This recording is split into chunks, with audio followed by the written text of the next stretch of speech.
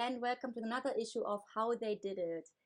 I interview ordinary people who actually got the leap from a 9 to 5 job to create a new life with more freedom. And today I'm very pleased to welcome Tanja. Tanja is style coach from Hamburg. Hello. Hi. Hello, nice to have you here, Tanja. Thanks you for having me here. I'm looking forward to give you all what I can, all what I experienced so far, and yes. And Sounds thanks for the awesome. invitation, Cindy. Ah, thank you. So, do you want to tell a little bit what you're doing as a style coach? What does it mean? Who you're doing it for? Yes, so I decided to become a style coach because usually people were asking me and asking for, especially for advice, how to dress up, how to combine some things. So I decided, okay, I do this. I would jump into this. And so as a style coach, it's more than just saying, okay, you can combine the blue shirt with the blue jeans or whatever it is. No, it's more like, okay, also giving you informations about like how you can dress up for a webinar, for a photo shoot, especially for your business to be, a representative for your business and for yourself so that you really feel comfortable in your skin and in your clothes. And so you are that you don't have to concentrate on what you wear because you know already what you can wear and you love to wear it. So that's the main message behind it, that you really can create things you really love to wear. And then the rest in the business, it's easier. Right. So your target group is mainly business women? Yes, yes. Okay. So in my case, it's business women, usually more the fempreneur, the female entrepreneurs, so that they are in the business already. Maybe they are now in a changing process or they're just starting. Because even in my case, when I do like a video series at home, so many things you can do at home with the stuff you already have. So sometimes you just have to show this to the people, then it's easier. So there's not an excuse not to do it. That's right. I know so many women, and probably including me, have a closet full of stuff, but never anything to wear. I think that is a very typical problem you get to actually ask by people. So is this mainly then to tell them, hey, let's have a look at your stuff and see what you can wear, what to combine, rather than actually spend more money outside to get new clothes? Yes, because also for me, I am also the proof that you have more in your closet than you actually wear, definitely. And I decided then to go at least once a year through my closet to see what I still really wear, what I love to wear, and what not. So I try really to open up and really clear my space so that's really only with the stuff I really love to wear. And this is what I try to focus on when I talk to the women. And I also have a free video series where I help in 5 videos that you can really go to your closet, see what's in there, that you really can decide, do I really love this or not? Yeah. And to be really honest to yourself, like to listen to your inner style voice a bit. Yeah. And for me, it's more like it's not necessary to spend more money, but if you want to spend money on what you like to wear, then you have to know what would fit into your closet and not like just going around spending money and be frustrated about what you just bought.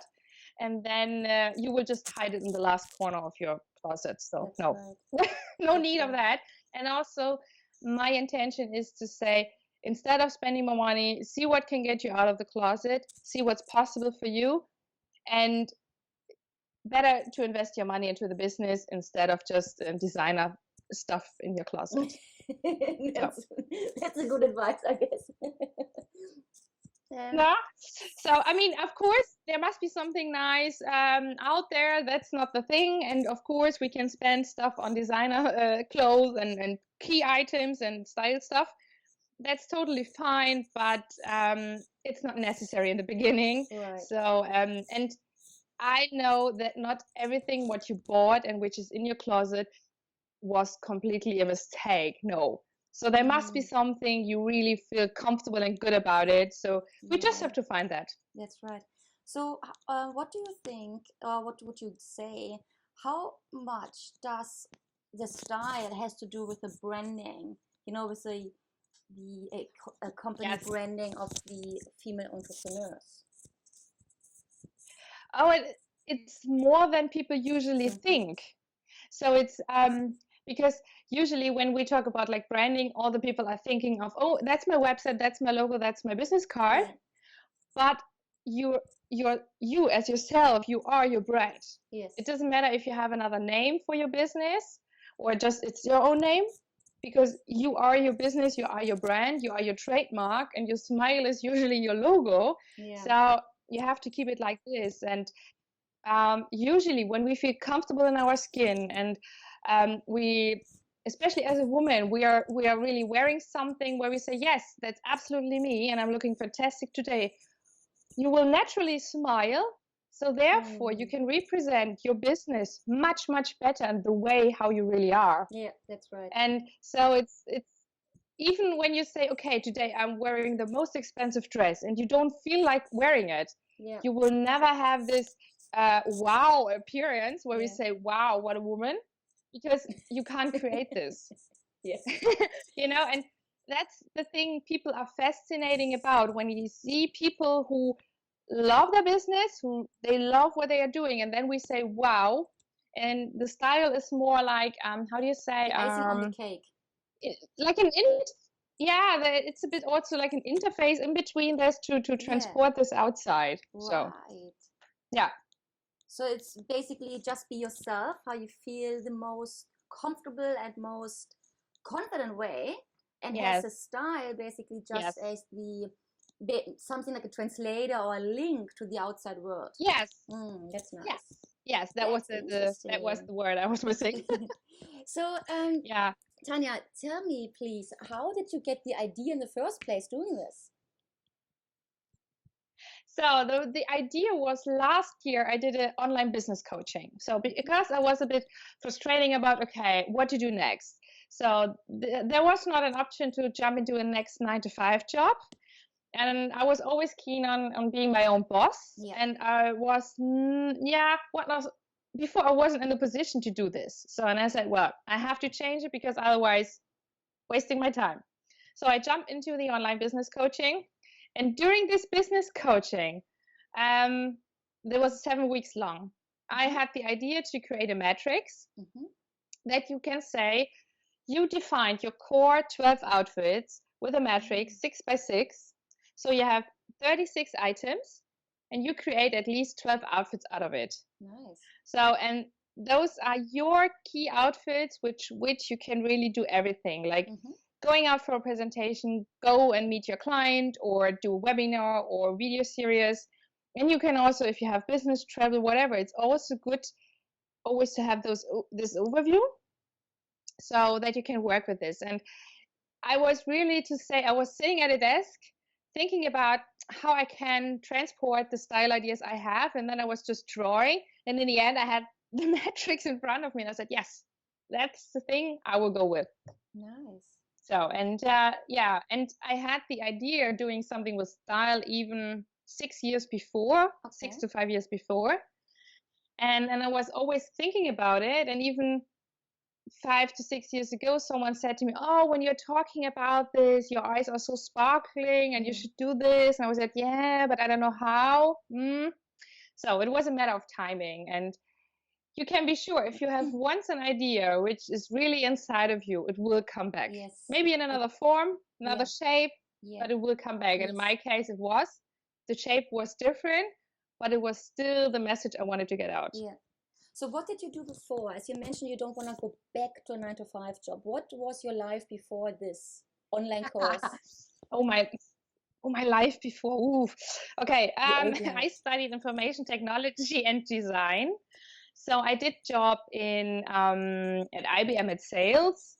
I also built up an online shop for a shoe company.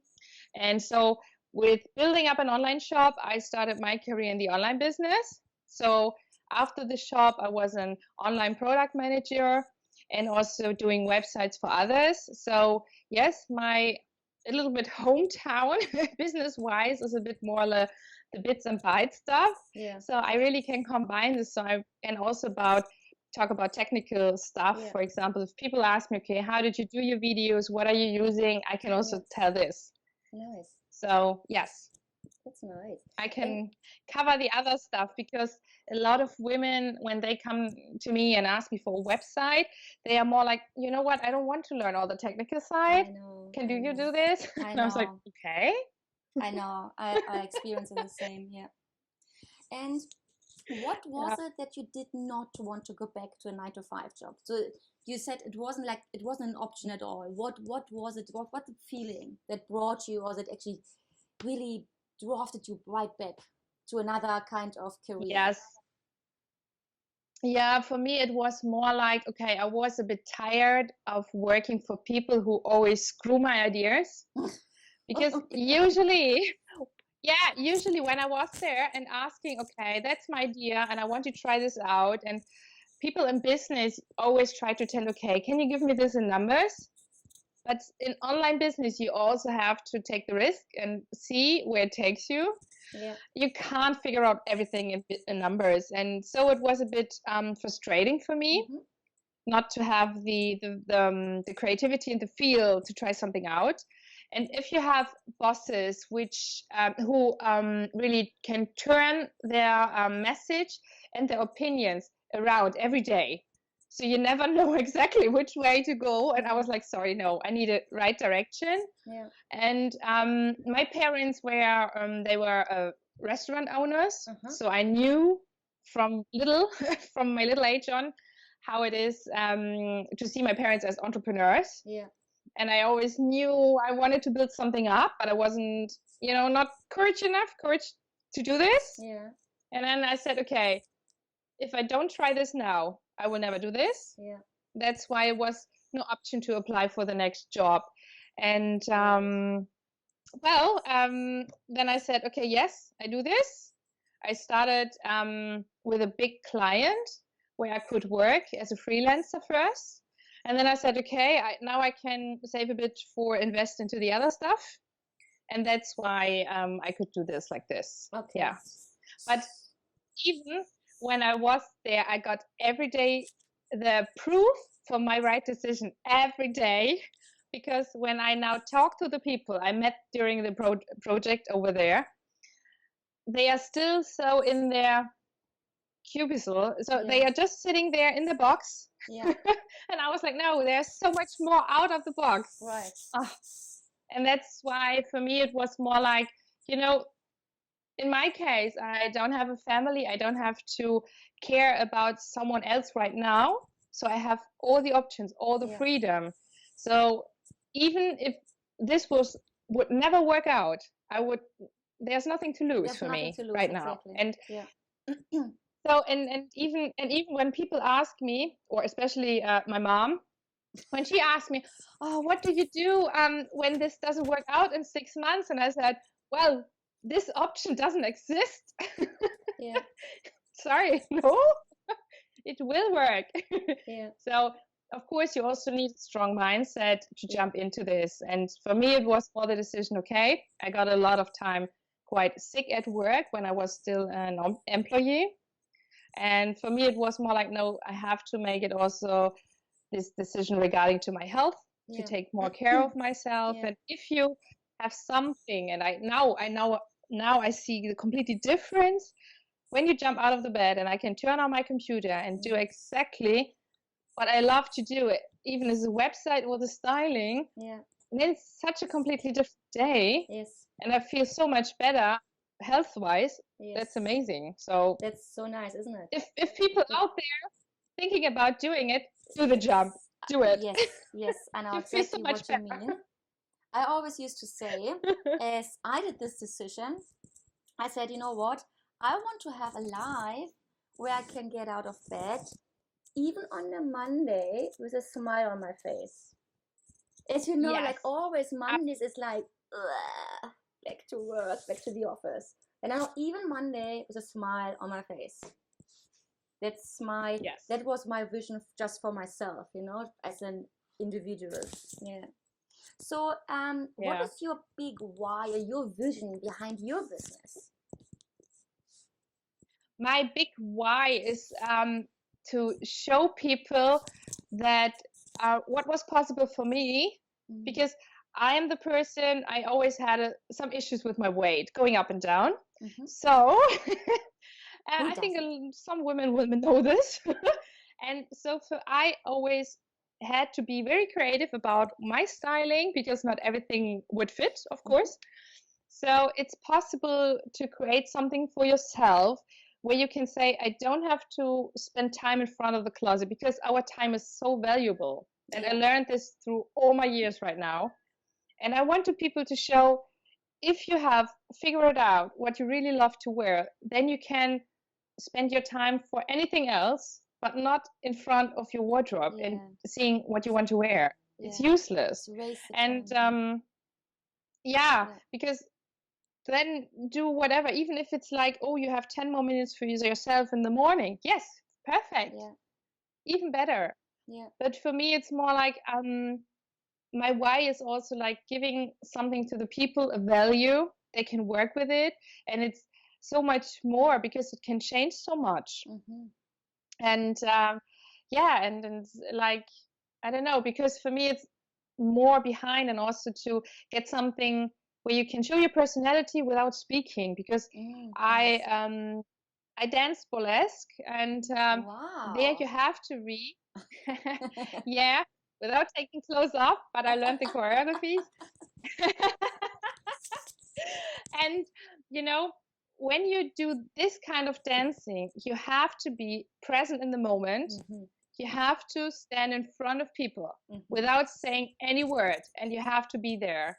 So the people have to look at you. You get the attention of the audience, and this is what also your own style is about, because when you're doing business and when you do like a video, webinar, whatever it is, you want that the people can listen to your voice, to your words, and they can really see and understand what you have to give. So, and therefore, styling is a really, really good tool to get the attention. And if you love what you're wearing, you are completely present in the moment, and you will get the attention automatically. So it's the best you can do. And this is what I also put into everything and the styling, because I learned this, and I learned it doesn't matter what body shape you have, what age you are, it doesn't matter. In burlesque, everything is allowed. And that's also my message. And I learned this, and it was such a nice experience, and this is what I also want to give. So it's a big why. Nice. And looking back, what were the biggest barriers or boundaries you had to face to actually get into the first steps? The biggest boundaries were definitely the struggles with myself regarding to the mindset, because I put myself a big boundary by thinking of, I don't know how to do, I don't know how to survive, because I have to pay my bills. Will this really work out? I don't know. Will I find customers? Everything. So I was completely in a, in German we say like sitting in a hole, and not seeing the options. So just seeing, until the next, I don't know, maybe the edge of my desk, I don't know, and not much farther. And I needed people who really could open up my perspective.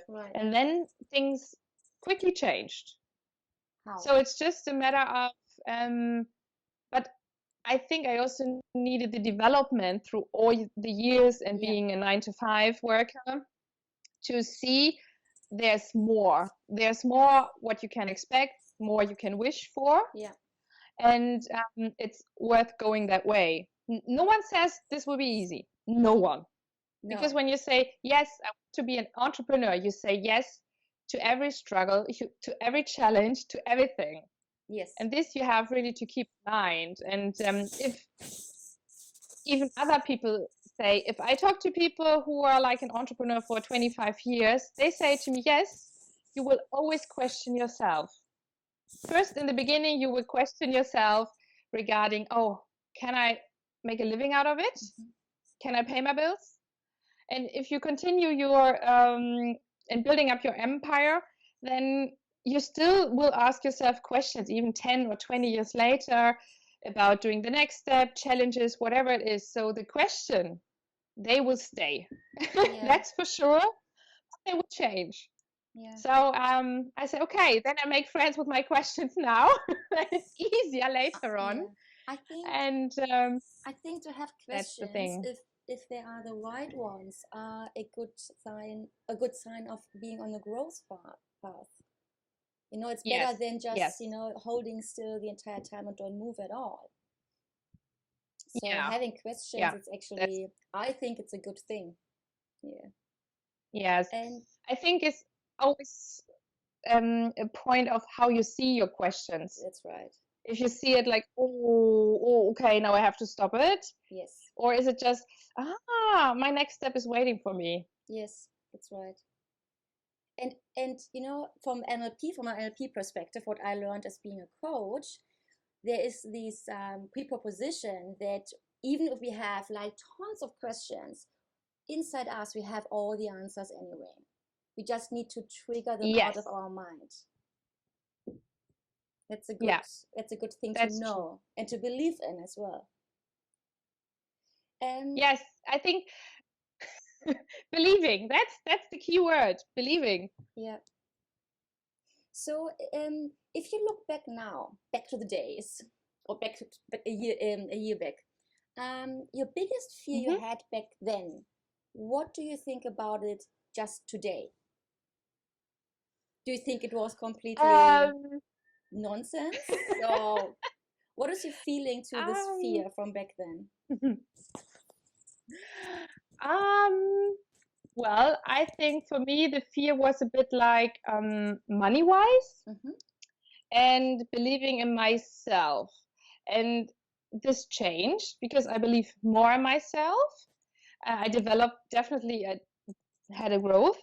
And the money thing was more like, okay, I have to pay attention. How do I think about money? I work on Mm-hmm. that. Yeah. And I found out that if I set the intention to do this and I want really to make this work, there will be suddenly some options will show up and will help you. And Yeah. now I see it more that way because a year ago it was more like, oh my god, can I really do this? Oh no. So now I'm questioning myself differently, Uh-huh. and this helped me a lot. And in a year, because today, no, this year for my birthday, someone wrote me like, where the fear is your way. Yes. And I was like, oh Yeah. no, please. No, but I like this actually. And I was like, okay. And in that moment, I also had to make a decision. And I was like, okay, now I have to feel where's the fear, my biggest fear, and go that way. So, and yeah, I did it. And a year ago, if someone would have said this to me, I would say, well, I don't know. Mm-hmm. So my perspective is much bigger right now. Mm-hmm.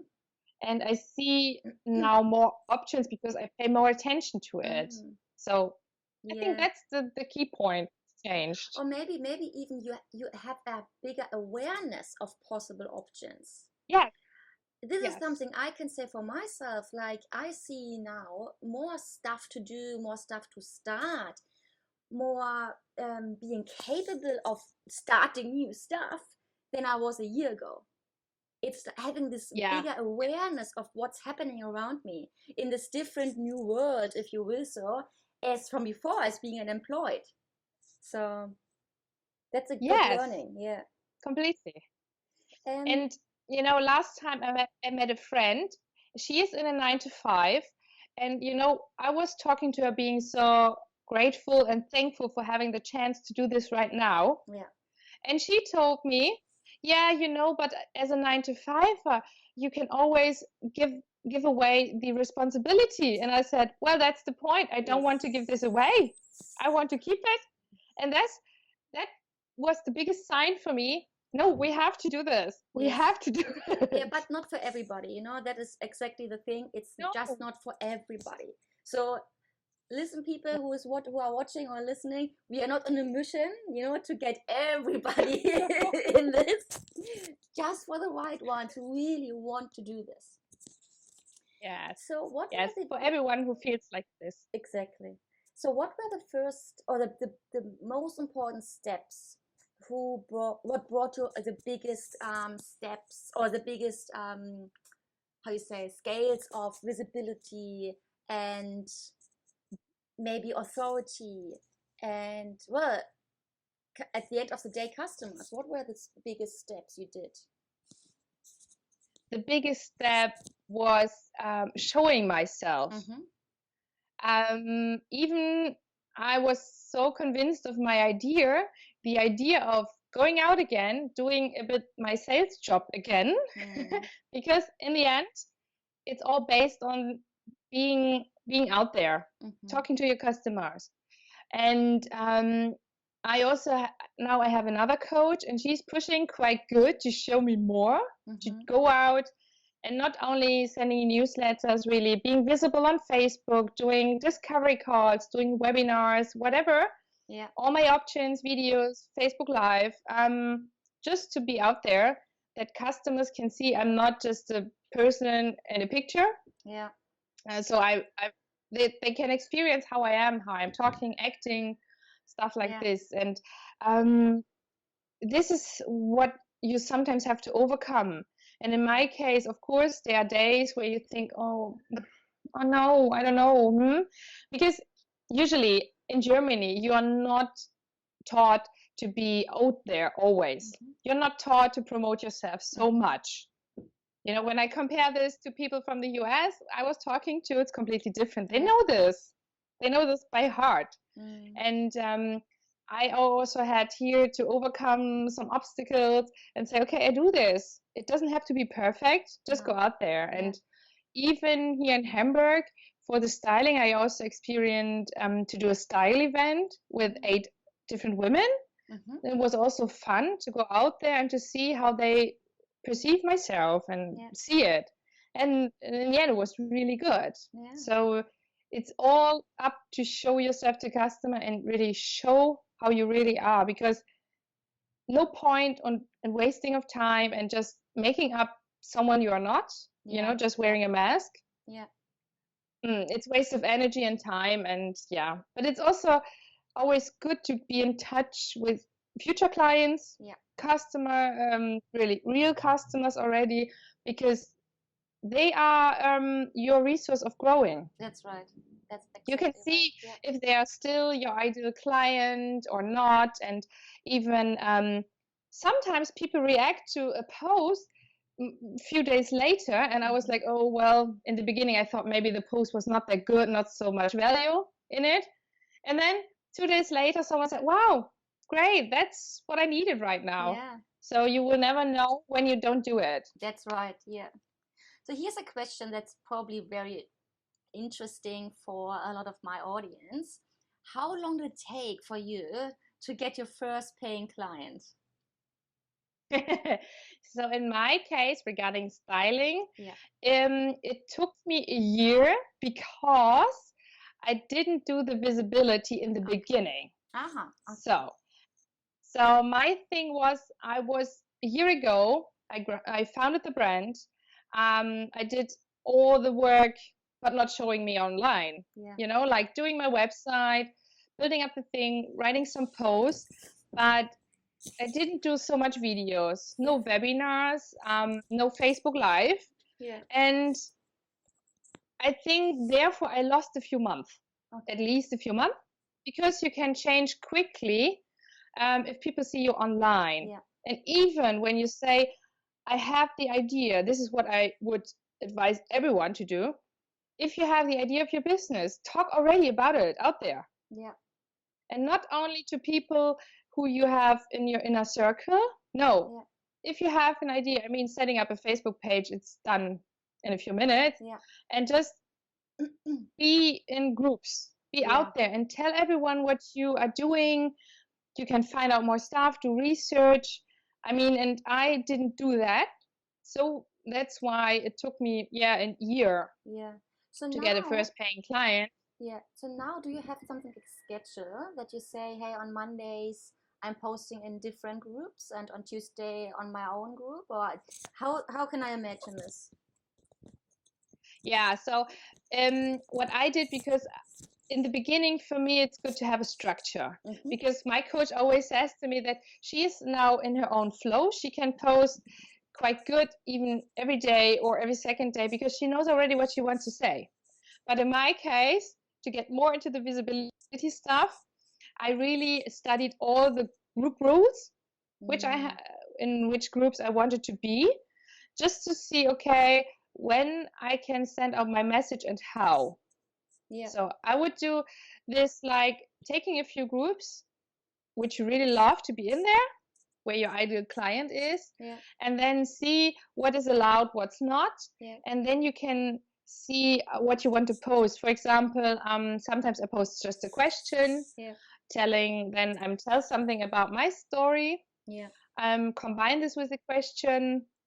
So I try to engage people more with me. Yeah. So, and really talking to them, saying, okay, this is what I can offer, this is what I'm doing. But I also tell things about, for example, at the weekend, I was talking to a friend and I discovered my why again.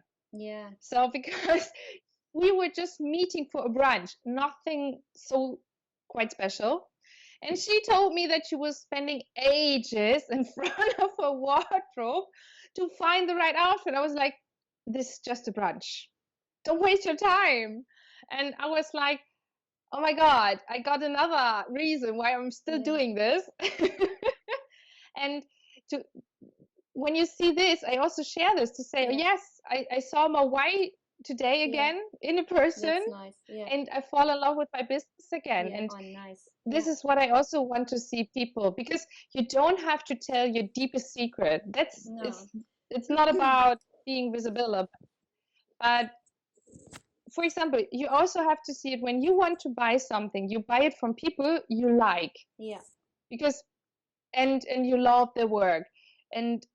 But first of all, I always check out, what is the person about? Yeah. What's her mission? What she's doing? And if I love what I'm hearing and reading, then of course I will buy it. Yeah. And this is, I mean, someone told me during my sales job, people buy from people. And the rule is still there. Yeah. If you like someone, yes, of course you will go there and ask Yeah. for consultancy or whatever. Yeah. Nice. So really to show and really, show something of yourself. Everyone has a story. Everyone exactly. experienced something which you can relate to your business. Yeah, to show some personality along all the other business stuff anybody posts anyway, right? Yeah. Because you're German and doing this in English now, do you think there is a different kind of mentality or behavior in groups, like in Facebook groups? Have you ever noticed it, or have you ever thought about it?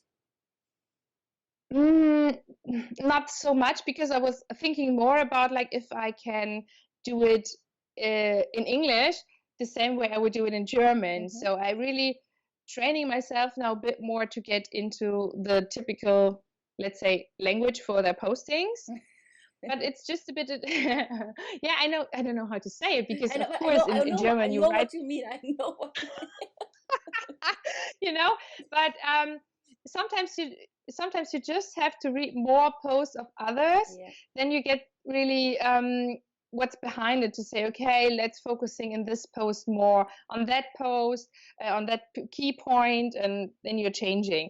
So yeah, but I think in English groups you have more, what do you say, more dynamic sometimes, because people like to show, they like to show their self. That's right. And in German groups, even, or it doesn't matter if it's Switzerland or Austria, people are more like, okay, wait a bit. Maybe someone else would do this first. Yeah, exactly. And in the international groups, all women who are in these groups, they are so into, yes, I do this. I'm here. I tell you what I'm doing. I show myself. Yeah. End of the story. And I was like, oh, okay, good. That's how we rock. And they are so active. Yeah. And they are so active. Yeah, and I know. But it's nice to see that we have access to these groups. Yeah. To see what we can change. Yeah. And I think some people will also in German groups, they will also go into this more. because you can be you can be really active online. You can be quite visible without being too salesy. It's possible.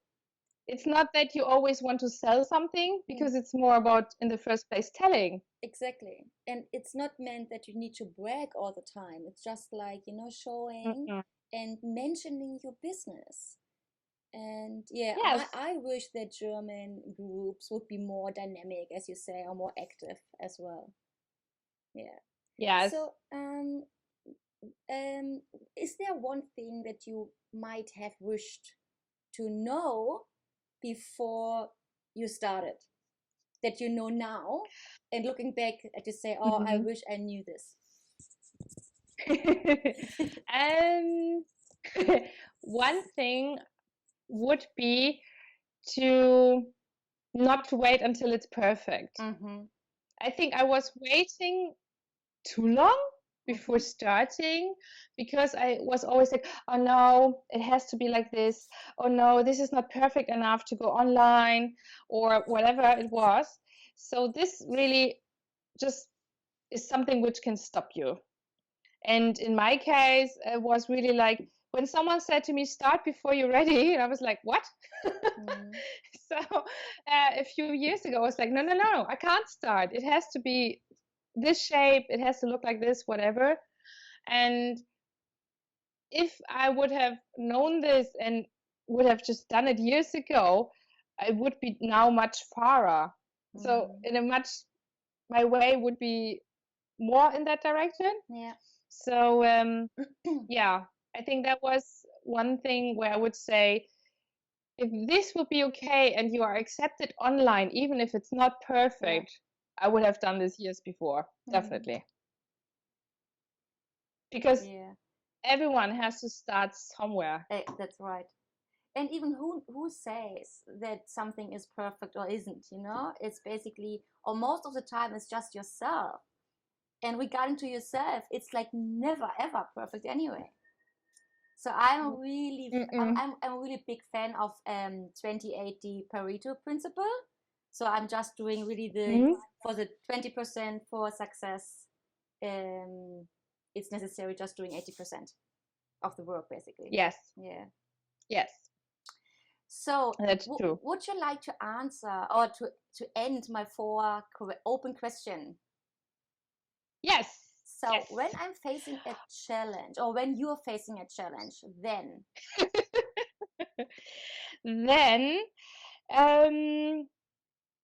from the perspective right now, I take it. So if I face a challenge, of course, there are moments where I have like, okay, take a breath, a deep one, and then continue. So yes, for me, it's now like,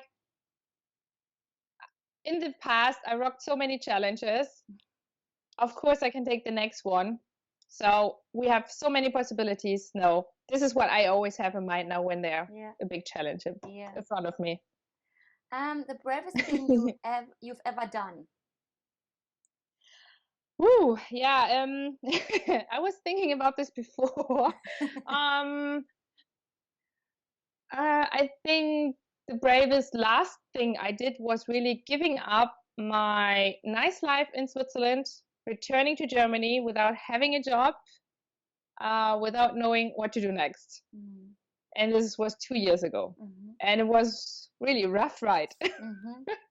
But turned out all good. Yes, right? yes. The biggest mistake you have ever done? The biggest mistake I've ever done was listen to other people. Listen to other people when it was about my profession. Even if it was my parents, or, for example, my dad, because first of all, I wanted to become a graphic designer with 18. And he then said to me, if you go to university, you won't see any penny of me. I was like, what? And I built this dream up for years.